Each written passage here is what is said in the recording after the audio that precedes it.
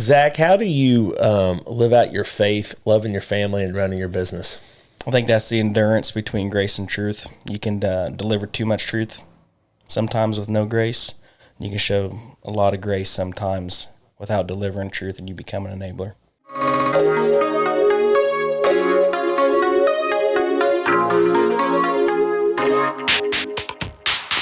Welcome to this edition of the Hoel Truth Podcast. Today's special guest is Zach Sweet. He's become a friend here in the last month or so, and just kind of want to highlight his local business and just kind of talk life with him. He's got a pretty cool story. So take a second and introduce yourself, sir. Hey, I'm Zach Sweet. I grew up here in Rushville. I did 12 years in the Army, left, came home, started a business. I do land clearing and forestry, and that's how we got linked in together. What made you want to go in the Army? How did that transpire? Didn't know what to do after school. I don't know. I was kind of pushed into it. Wasn't really good at classes or anything, so I thought I'd go do push-ups for a while and deploy. Kind of fell into the narrative of go to war if you're able, so that's what I did. I'm not going to ask like a lot of them details and stuff, but like where was basic at, and like, what I know unfortunately some guys got to go to war and see some real nasty stuff, and some guys get to go to some areas that it's a little more pleasant to talk about. So. Yeah. So I went to basic training at Fort Benning. I was an infantryman by trade. And then after that, I went to Fort Stewart and did my first deployment in 2013. And then I PCS'd to Germany. And out of Germany, I deployed a few more times. Went to El Paso and worked the border there. Okay. And then went back to Fort Stewart. And that's where I ended my career. So, yeah. Oh, awesome. Tell us a little bit about your family. Well, my family's from here. Okay. There's two. Your intermediate family, like your kiddos. like my family. Yes, okay. Yes, your family. I've been married to my wife now, my current wife, for 7 years this year, and I have 4 kids. I got 2 boys from her previous marriage that I adopted. Awesome. And then I got two little ones at home. So it's hectic. It's all boys, right? All boys. Ain't got to pay for no weddings. We homeschool. Going to teach them the trades. It's cheap. It's good. How old's the boys? I got a 10-year-old, a 9-year-old, a 3-year-old, and my youngest just turned a year on the 21st. Yeah. It's cool. Yeah. Married 7 years. Why the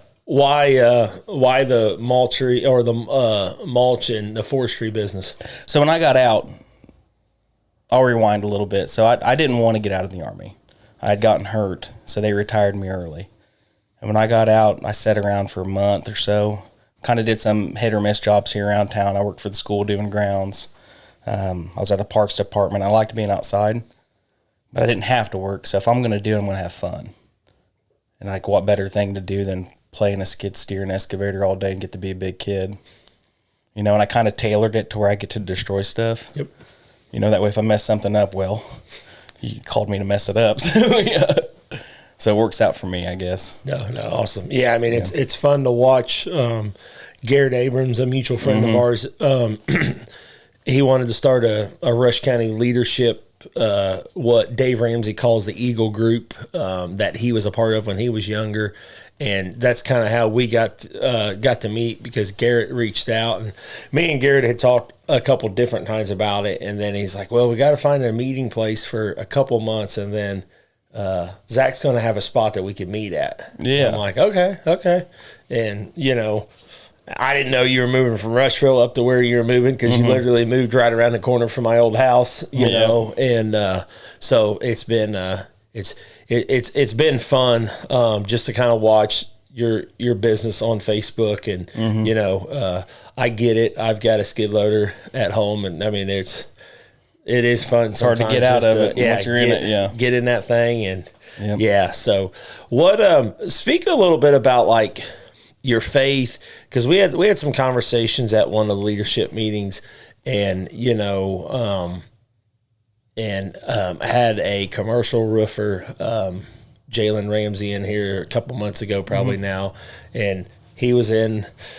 Sorry, Jalen, if I hit this wrong. I think he was in the Army too, and then comes out, starts his own business kind of thing too. So it was just a lot of similarities there, because we talked a lot about our faith and just being dads and being the men that God calls us to be, and being the men that this country needs, more important in my opinion. Yeah, I try to structure it to where everything comes out of faith instead of what can I do to make my faith grow. You know, the Bible says at the end, when he says, well done, my good and faithful servant, it's not good job, well done, and successful servant, or influential servant. It's faithful. So I try to apply that to everything, with my wife, with my kids, with how I run the business. I don't really do anything unless I pray about it first. Everything flows out of how Christ loves us. You know, die to self, long-suffering, endurance, fruits of the Spirit. Yep. I try to structure everything out of that, and I wasn't always like that. You know, I'd claimed to be a Christian my entire life, and then I never acted like it until I lost my job in the Army, because that was my idol, that was my God, and God took it. It was my Isaac, you know. I don't know if people are familiar with that story, but Abraham and Isaac, right? Are you willing to lay it down for me? And I never was. Right. So take it. Well, and men, I feel like we do put so much of our identity in our job, being a dad, being a husband, you know, and it's got to be a balance, because we are called to work also. Sure. And I think that's a cultural problem right now, where, you know, like, you know, in the Bible where it says, if you do not work, you do not eat. Like that. Some people may say, oh my gosh, that's so harsh, but we're designed to work. Yeah. You know, I even read something the other day. It was like, when you're in your 20s, you should be working 12 to 14 hours a day, because you got so much energy, you know. Yeah. And where's that go? Right. You know, like, and when we're that age, we're usually pretty dumb and stuff we do. Yep. So we should probably be at work and doing something a little more, you know, a little more productive. But it's just, you know, as you grow, and for me, it's just like, it's one thing to say you believe. It's another thing, like, the way you act. And then there's that line of truth and grace also, because you've got to show some grace, you know, in everything also. But I do believe that if you call yourself a believer, people should see they should see the difference in you. They should. Yeah, there should be fruits. There should be fruits. And that's what the Bible says. You'll know by the fruits they bear. You know, anybody can say I'm a Christian, but I don't want to sound insensitive. Right. But anybody can say they're a Christian these days. Right. And nobody's actually living it out. Right. You know, nobody dies to self or gives up their time or gives up their money, you know, or throws a free job here and there for somebody in need. Nobody really does that, except for a few finite group of dudes. Right. You know, I said, I'll be fully transparent. I didn't even start doing that kind of stuff until recently. Whenever it was laid out in front of me, when everything was taken, that was an idol. And then all I had was him to lean on. And then I had this constant state of joy. And out of joy flows fruits of the Spirit. Because happiness weans and wanes. Sadness weans and wanes. But that constant undertone of joy, I think that's where it's easier to operate as a Christian. But you don't know that if it's just I go to church on Sunday.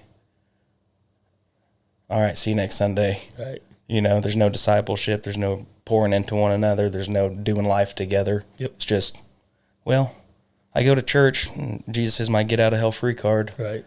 You know, it's not what he is.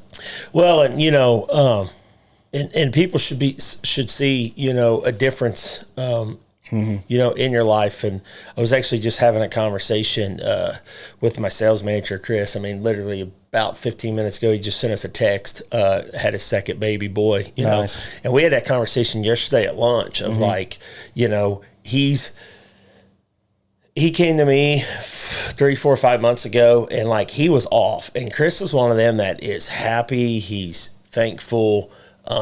He is a dream to have as a team member, like, because he believes in us. He doesn't ever really question anything, and he's loyal.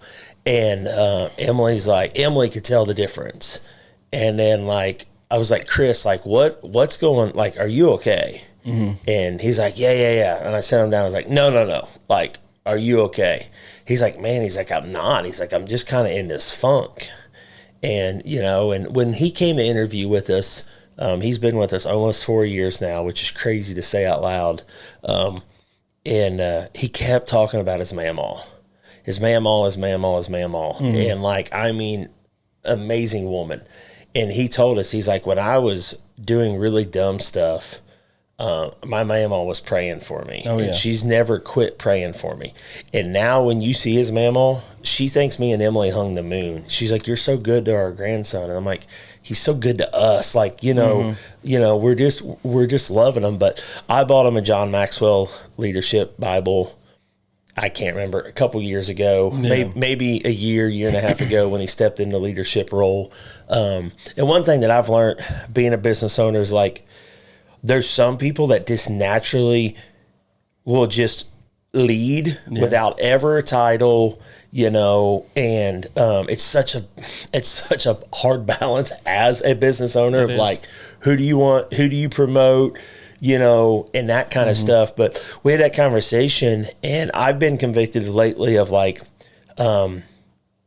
discipling people, being discipled. Yeah. Once again, if we go back to being men, it's so easy to be isolated. Yeah. It's so easy to be busy with. Well, we fill ourselves up with pride and our ego. Yeah. You've got 4 kids. I've got 3 kids. You've got a business. I've got a business. You've got a wife. I've got a wife. Like, you know, and then we're crazy enough to mess with cattle too. That's another part-time, full-time job on the side of that, you know. Yeah. But so I told Chris, I was like, we're going to be intentional about some discipleship. Yeah. I didn't really give him a choice. I just said, you know, as your leader, like I want to do that because I lost a really good friend, Nick Fiano, a couple years ago.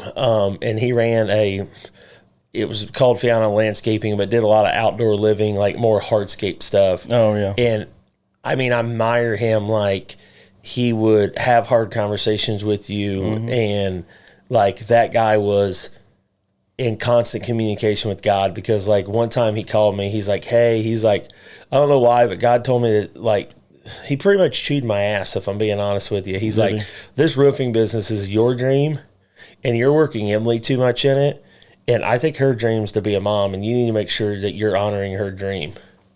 And fortunately, we were close enough to where you could hear it, that I could hear it. It still pissed me off, if I'm being honest. Yeah. But like, I was like, okay, you know. Yeah. So like I said, just as a dad, just as a husband, like, you know, there's so much stuff thrown at us. This world is crazy, you know. And like you said, homeschool, like, man, it's to kind of slow this world down. And, you know, the opportunity to raise our kids in rural Indiana, out in the middle of nowhere, like, that's awesome. It's especially for boys. Yeah. And my girls love it too, but especially for boys. Yeah. It's nice. It's good to, I think being intentional is something that's overlooked. I think a lot of, something I heard in the Army is majority of life is 90% reaction, 10% action. Right, and if you can kind of skew those numbers and transition it into a higher percentage of action going on, then your intention changes, and then people see your intention, and then people can see where your heart's at. And it's probably like your friend Nick. You knew that what he was saying to you was coming from a good place because he was intentional over a long period of time. So you could trust what his intent was, you know, instead of just being like, well, I'm reacting to something that I was said, even though you don't know my heart, because I was never intentional. Right. Hope this lands. Right. Yeah. Well, and one thing that I respect about Nick as a business owner, like he would hire us to do any parts of the projects of his jobs that he knew was in my wheelhouse, and there was never like trying to beat me up on price. There was never like holding my money up, like, you know, like, once again, in my opinion, like, really lived out his faith of, like, you know, helping people out and, you know, hey, Bob, can you do this for me? Yep. Yeah. And then he'd give me feedback. If I sent a not so good salesperson out, I'd be like, hey, Bob, I just want you to be aware of this. Like, they took 3 days to get me this estimate. He goes, when you're running this business yourself, he's like, you'd get it to me in a day and a half.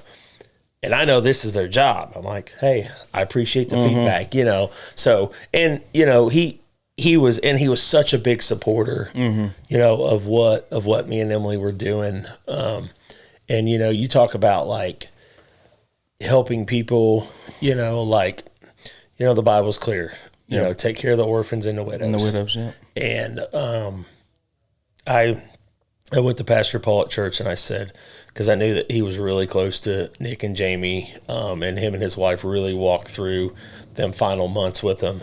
And I said, when Jamie's ready to finish that house, let me know. And she came to us pretty quick after that. It was like, give me some estimates. Like, we've got to get this finished. And I was like, there are no estimates. Like, we're coming out, you know, to get it done. And, you know, that's the kind of stuff that nobody really sees, and that's okay. That's okay. You know, because, like, to me, like, that was me honoring my friend Nick, and, you know, loving his family. Filling a need, Yeah, you know, and just that kind of stuff. Like, I mean, that's what owning the business is about. Like, some people think it's about deep pockets. My pockets aren't that deep. Yeah, that's a big common misconception, isn't it?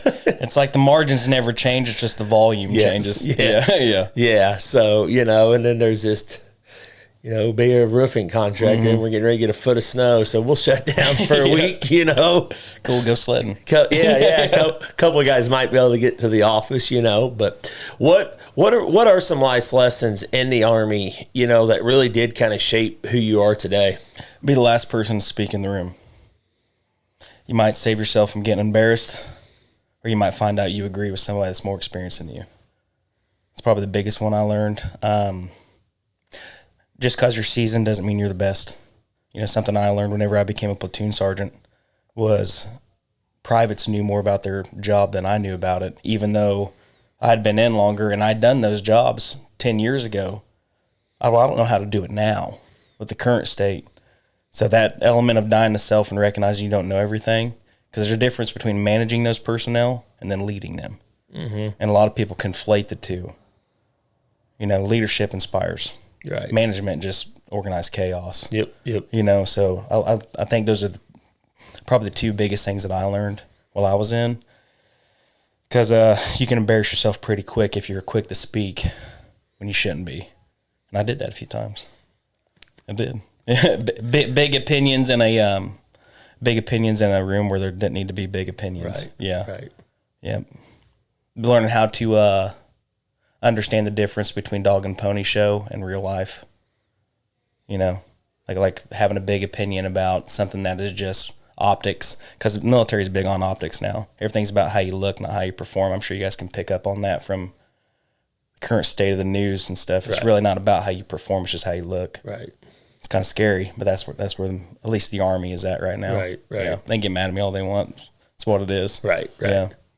Well, I mean, it's like on the news today that they're saying that an ICE officer detained a 5-year-old, and I guess the truth. Well, what did he say? I guess the truth is the dad took off running. Yeah. And left the kid. Well, he's making sure the kid's safe. What are they supposed to do? Just let the kid wander out? And, I don't know. I don't know the details. That'd be a hard one, though. Yeah. For God's sakes, it's probably negative. It's negative out right now in Indiana. So in Minnesota, it's probably negative 30 or 40 in right Minnesota now. again? Yeah. Boy. That freaking complete train wreck. And, you know, just, It's a tough situation. Yeah. So, I mean, like, you know, it's just, man, I like that. You know, be the last one to speak in the room. Pause. Discernment. I think is that's a big thing that I learned, because I try to do that now, is pause. Right. I don't have to answer right now. It's actually not an emergency. The sky will not fall. You know. Man, I need to learn that when I'm dealing with my kids and they aggravate me. Oh yeah. Yeah. Circling back to the faith part of that though too is what's changing how I talk to my kids. Because I used to talk a little rough. I never would scream and shout or anything like that. My wife might say something different, but I don't think I've ever really screamed and shouted at them. But it's changing now, because I try to love them how Christ loves me. He never punishes. He'll chastise, right? Right. And he'll get you back on track, but he never berates. He never tells us we let him down because we don't hold him up. Right. You know, he's always standing there with open arms. He loves on us. And then me being a fallen human since Genesis 3, why am I somehow acting like I'm done wrong? Right. When I'm in need of a savior too. Yep. And that's just changed how I look at my kids. Because I don't know how you view it, but I look at my kids like they're on loan to me. Yeah. They're not mine. They were on loan to me until they're adults, until they can go fulfill the cause of Christ, you know, go and tell. So, I don't know. It gets real tender when I look at them in that light of, man, these guys are going to have to interact with people down the road and tell them about Christ, and they're going to have all this stuff in their head that their dad said to them, getting in the way. It's like, oh, that's almost heavier than running a business. Well, and I mean, and, you know, if you look at, like, you know, the account that we take for the way we've led our families, like, that's heavy, you know, that's heavy too. And I mean, I've got 2 girls, so, like, they're going to judge their husband, their future husband off of me. Yeah. And, like, yeah, selfishly, I just want them to see the good qualities in me and forget the bad qualities. But at the end of the day, like, they're, you know, I mean, and kids are so different. Like, you know, Reagan and Riley, like, Red is my tender one. My boy is my tender one. I mean, my youngest one, like, she's crazy. Like, that girl is like, I think there's something to that. My young ones are crazy too. I mean, she's just, her and her brother just beat the living tar out of each other. And then, but, you know, like, Reagan's my middle one. And, like, she tries so hard to do the things that her brother's good at, you know, and I try to be very intentional on complimenting her on what she is good at. Like, she is like the baby whisperer. Like, if you brought a baby in here, like, she's going to be the babysitter when she grows up. Like, she's just going to watch the kids. Now, Riley, she'll have your kids helping burn the house down, you know, while she's learning there. The trade. Where, the good stuff. Where Reagan, like literally, like, you know, last year at the company Christmas party, like, I believe Chris, I remember the one time Chris and Lily brought in Avery in the little pumpkin seat. And I mean, Reagan just jumps down there, you know, gets in her face, but not like vicious, but just gets down there and starts playing. And I'm just like, Reagan, you're created, like, you're special. Like, you were created for everything, like, for what you're called to do. And I guess that's kind of my focus right now as a dad, of just, like, is trying to love them and make sure they realize that they're all different. Yeah. But I've caught myself realizing, I think the reason Reagan tries to go do everything her brother does, that's the oldest one. But it's like she sees me complimenting him because he is very talented. Like I told you before we flipped the cameras on, like, he's very gifted. You throw him in a skid loader, he could go drive a truck around the block, back it up, hook it up to a trailer while we're in here on a podcast, you know. Reagan, she probably couldn't find the keys between now and then, you know. So. Different mindsets. But what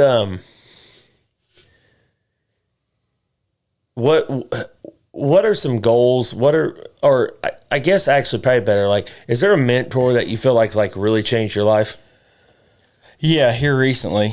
I don't know if he'll watch this, but our pastor out of the church we go to is Cody Hensley. Okay. And that dude, man, I don't know. He's just kind of consumed with showing God in a loving way, and not like the stereotypical pastor, like Baptist way. But he's just a friend, even when it's inconvenient for him and stuff. And me and my wife, I won't get into her business stuff, but we kind of went through some stuff a couple years ago, and he reoriented me. He didn't tell me what I should do. But he's the type that will reorient you to where you need to look so that you can be spoken to, so God can use you. He doesn't do that. This is your do's. This is your don'ts. It's no, go pray about it. Go listen to God. This is, you know, he'd always push me to Ephesians 4, where, you know, take off the old man, put on the new man, and be made new. And it's not so much what you stop doing. And the example I think the Bible gives is, if you're a liar, you start telling the truth. You know, and like what I was going through at that time, it was very much doing things I shouldn't have been doing. So how do I change that? My wife needs to see me live out the opposite of what I was doing. And he's been great about changing mindset, the heart posture change. Because the Bible says you're transformed by the renewing of your mind. You know, we have to change how we look at stuff, but I don't know if you grew up in church or not, but it kind of turns into these are your do's and don'ts, and there's no discipleship and no transforming in your mind. So he's been really great of getting me to read it for myself and then have discernment. He's been good. The one thing that I've just really kind of realized the last couple of years is like we're all programmed the way we were raised. Yeah. And like some of that programming was good. Yep. Or beneficial, I guess, and some of it wasn't. And it's like, you know, because like a lot of the people around whole roofing here has been through this training called the Journey to Nobody. And like probably the biggest thing that I took away from that when I went there was like kids, when they're little, like they're so, they can imagine and just, kids really don't need a lot to be happy. Nope. And, you know, we think that all these Christmas presents are going to make them happy, and then they end up playing with the boxes. Yeah. Like, you know. And that's just not certain kids. That's all kids. Yeah. Or like, you know, I give my wife credit. Like, she loves buying them little coloring books, word searches where they have to think. Yep. You know, and now every once in a while her OCD kicks in and the kids got 17 pages scattered because they're doing this coloring, they're doing this, they're doing that. But like, I mean, I give my wife credit. Like we were talking to some friends the other day and I said, hey, Reagan, we're going to need you to help us this summer in the office. And the wife looked at me and was like, can she operate a phone? I said, actually, probably not. I was like, they don't have tablets. They don't like, they'll grab our phones and take pictures. I'll get on my phone and there'll be videos that they act out. My kids love cattle right now. So like they've got 40 head of cattle at my house, named every one of them, I think, you know? So, but it's just, it's so cool to see like their little minds rolling, but it's like, we all had that in us until eventually, I hate to say it, we kind of get it knocked out of us, that it's like, all right, this is how the world has to be. It's got to be hard. It's got to be miserable. You got to hate your job, you know, all that kind of stuff, where it's like, no, like if we can go back to that childlike faith, you know, like, and just enjoy life and, you know, look at it through their lens, like it's just so much different. Yeah. It's finding from childhood to where we are now, it's finding the roses in the thorn bush. You know, it's trying to there's a lot of weeds in there that get in the way of what we should see, but there's still something beautiful in there. Right. It's unpacking and undoing it all. Yeah. And I mean, and you know, like you say, scripture says the renewing of the mind, like, you know, like I just, and when I meet people now, I try to like just step back and kind of like observe, like, you know, especially the people that I knew, you know, like, I mean, prime example, me and my wife, my dad had to I had to communicate everything with my dad growing up. I think my wife didn't talk to her parents, but maybe twice a week, every week growing up. So like the completely different communication skills. And like, so then it's a problem between us because I think we should communicate a lot more. She thinks we should communicate less, you know, and it's like, okay, different too, you know, where's that healthy balance of I've got to give some, she's got to give some, you know, but it's just, you know, and then as you become parents and the older you get, to me, the more respect I have for my dad, because it's hard to be a parent. My dad did it as a single parent most of his life. I've got a wife and I feel like I suck and I fail every day with my kids. So I've got an awesome wife to help me, you know? So that's, you know, kind of another piece of the pie that I kind of look at more of, like, just trying to love that person. Yeah. I'll circle back to the whole childlike thing real quick. I was trying to gather my thought and I think I can articulate it well. Like our children, they wake up, they're not even thinking about if they're going to eat that day. They're just not. They're not worried about there's gas in the truck. They're not worried about there's gas in the four-wheeler, or or if the lights are going to be on or the waters. They don't even think about it. And I think that's how we're supposed to look at our lives.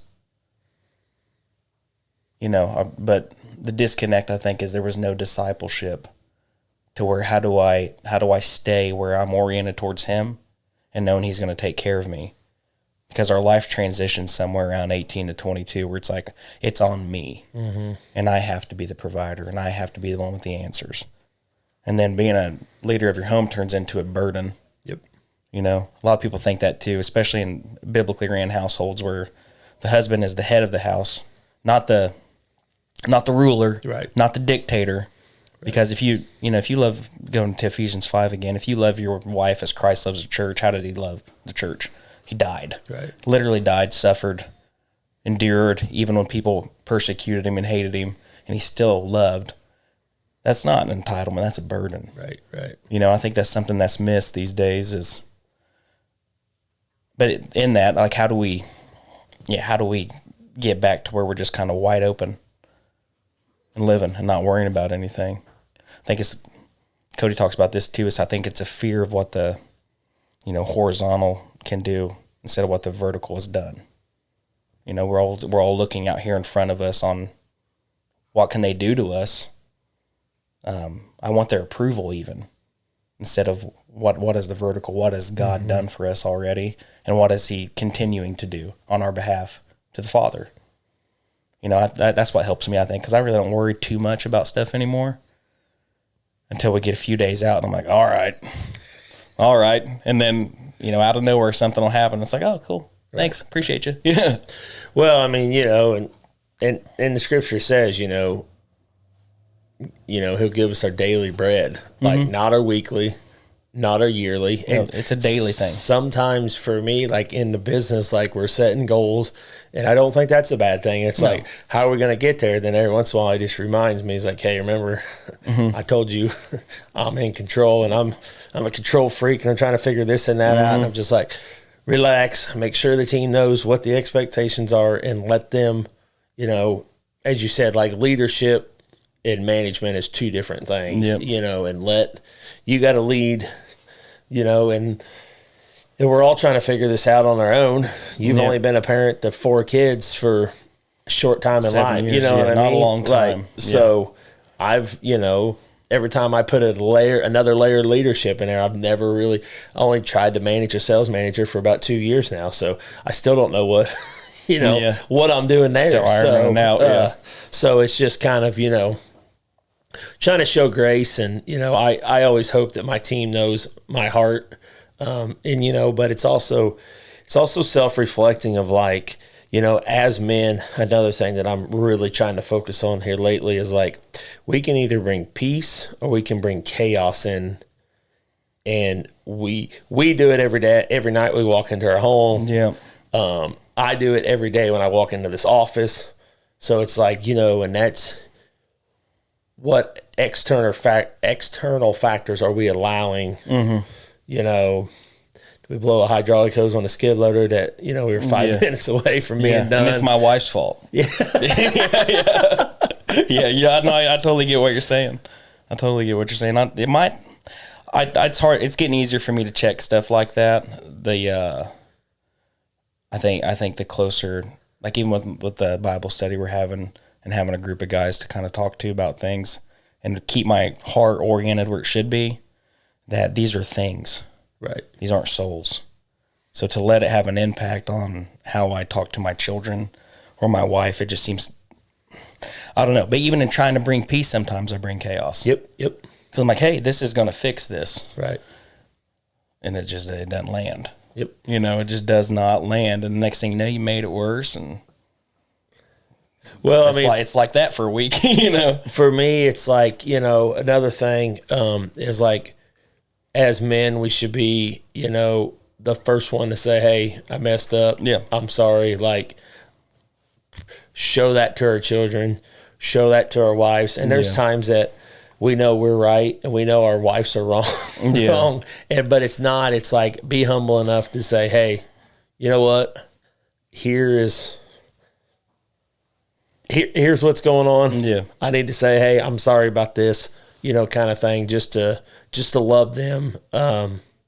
Because, you know, and we are in this culture where it's starting to swing back the other way, but, you know, where it's like, you know, it's masculinity was demonized. So toxic, and, you know, and it's like, but, you know, my wife will even say, I'm glad that you're the man and you lead, and I'm glad that you have that responsibility on you, you know, and she's awesome. She's a huge part of this success in the business, you know, and she's an amazing mother, but there's certain things that we have to do as men to allow our wives to be who, you know, they're called to be. Yeah.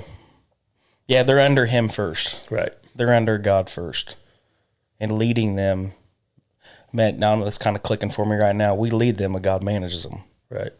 You know, we should show them what it is to be a believer and to walk that out while God still uses them for what their purpose is. Yeah, that's true. It's a hard thing to do, though. Right. I don't know. What is kind of the hardest business lesson, or, you know, hardest, you know, lesson in life, marriage, kids, that, you know, it's kind of shaped you to who you are right now? Oh, man. Without airing too much of it out, I got divorced young. I got married and got divorced, and it was nasty. Things were said about me that weren't true, and I was going to be single forever. And then me and my wife now got together. Things happened, and it wasn't ideal. And I had to learn it's not about me. Mm-hmm. It doesn't matter what I want. It doesn't matter what I think. It doesn't matter what I feel. I'm here for one purpose. It doesn't even matter what I want to do with my business. I'm here for one purpose, and that is to go teach, make disciples, and baptize. That's it. Anything outside of that doesn't serve eternity. It serves here, and we're here for 80 years tops. Right. You know, and I use this analogy a lot. If you look at a beach and you pick up one grain of sand, that is our life on earth. And that lesson that came from that is, like, why am I getting wrapped up in this one little grain? Because it ain't about me. Right. I'm a tool. That is loved, right? That was beautifully and wonderfully made. Yeah, my identity is in Christ. Like, it's not a woe is me or a I'm somehow less than now. Yep. It's a no, I've been chosen to go and do His will. So and I had to learn that lesson of it. Dude, it ain't about me. Right. It ain't about me at all. Literally, none of my wants, none of my needs, none of that stuff matters. It's great when those are met, but it doesn't matter if it doesn't serve Him. That was hard. What your second marriage, were you in the military at all? I was. Okay. Yeah, I was. I was coming back from Germany. Okay. And my wife thought I was hot and hit me up, and I'm just kidding. No, she didn't. But she hit me up, and we hit it off. It was crazy. We started talking, and 6 months later, 8 months later, we were married. Yep. Fast. Yeah. So did she move? She moved out to El Paso whenever I PCS there. Yeah. Like, we knew each other when we were kids. Okay. We went to the same church and stuff, and then we left that church and kind of reconnected. She got divorced, so we kind of bonded over that. Yep. Yeah. Yep. Common life situations. Right. Yeah. Well, and I mean, and that's the beautiful thing. Like, there's so many challenges in life. Like, I just had the opportunity to talk to some kids at Greensburg High School the last couple of days, and like, they're like, you know, what's the secret? Or I'm like, there's just challenges every single day that you've got to get up and face. And you know, it's funny. You know, the other night at our leadership group, you and Garrett's like, well, if we want to feel better, we'll just call Bob. And I'll just call Bob. Yeah. Hear about his headaches. People owe you more money than I make. It's crazy. But you know, it's just. But that's also important to have other men in our lives. Yeah. And another thing that I learned from that training is there's almost a universal code in the world that, like, if I don't call you on your bullshit, you won't call me on my bullshit. And it's like, if that's how we treat our wives, how we treat our kids, how we treat our employees, how we treat the cashier at, you know, like, it was funny. Like, my kids, like, my dad, work hard, be honest. Like, that's what my dad said all the freaking time. Yeah. And there's so much truth to that. And like, so my kids, like, I'm just like, hey guys, and my kids are great at like opening the door, and they opened the door earlier to go into Jack's Donuts, and the guy rattles off their name, and he's like, hey, Reagan and Riley. And he's got a toboggan on, and like, I'm looking at him, I'm like, I know this guy. Then he starts talking. He's like, hey, I'm gonna have you guys come out and put a roof on and do some gutters. And I'm like, and he's like, you don't know who I am, do you? And I was like, man, I feel like it's on the tip of my tongue, but I don't. He tells me he's a friend of my dad's. Yeah. And he goes, that's how I knew the kids' names. He goes, your dad don't shut up about them grandkids. And I just started laughing, but it was pretty cool because I was like, hey, guys, grab that door real quick for that guy. Because I could see him. Once again, the kids, I mean, they're so focused on running in that door to get donuts. Like, I'm walking up and I see somebody trying to walk out. I'm and like, they're hey, like, guys, tiger tail. Hold that door real quick, guys. So it's kind of cool that they held the door, for somebody that knew him, and, my kids are so used to people knowing them with the business, and, they're with us so much, especially in the beginning, like when we were at job sites all day, like they were in the truck with us, so like they're so used to that. And I think, and that's, I was complimented the other day by somebody that said, it's pretty cool for as much time as I'm getting to spend with my kids right now. And our kids go to private school up at Heartland Christian, amazing school. Like by far, like the best thing I've ever done for my kids, and, I guess we're seeing a swing in that homeschooling, private school. Fortunately for us right now, the kids only go 4 days a week.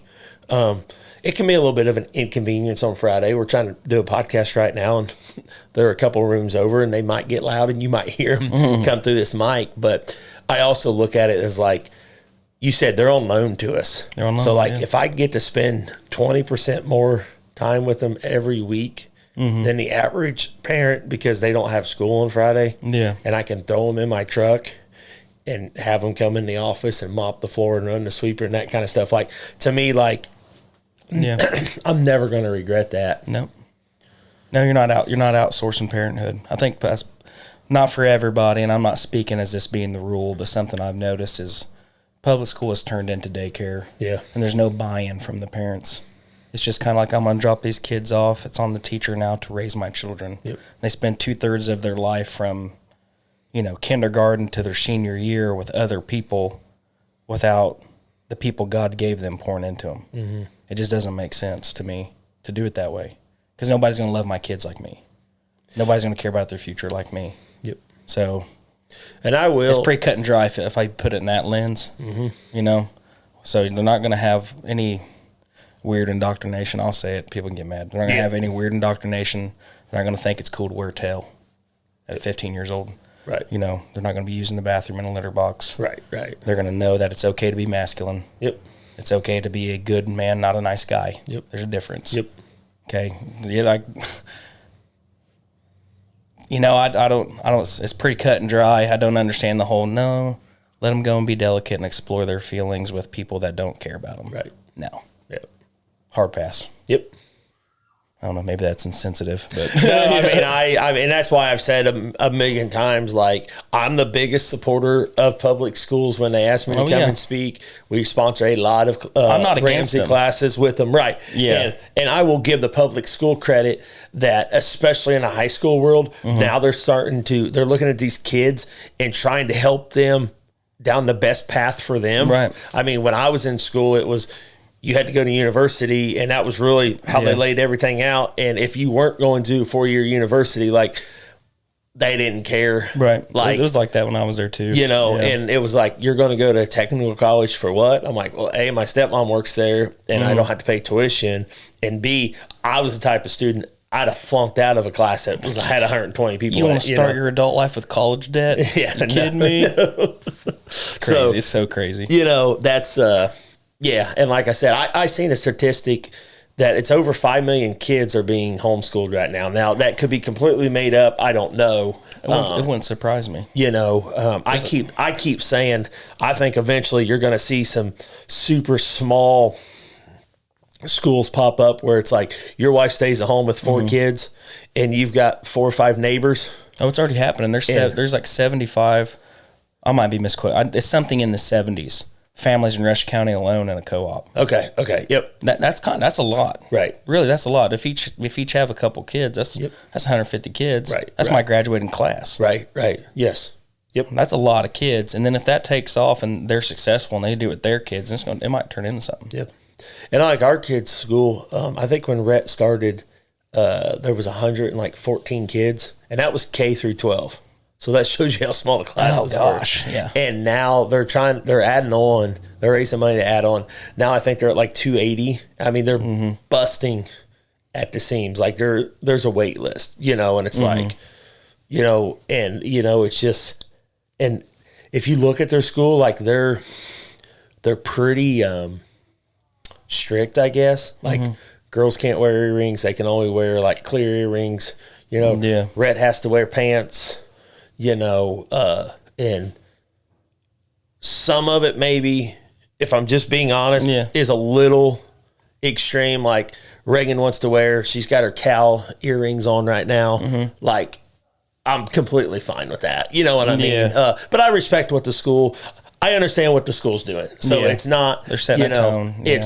That's okay. Also having some structure, that kind of stuff is not a bad thing. Strict ain't a bad thing. Right. Teaches people how to be on time. Teaches them that they're going to have to dress a certain way if they get in a certain job. Yep. Nothing wrong with that at all. Yep. Yeah.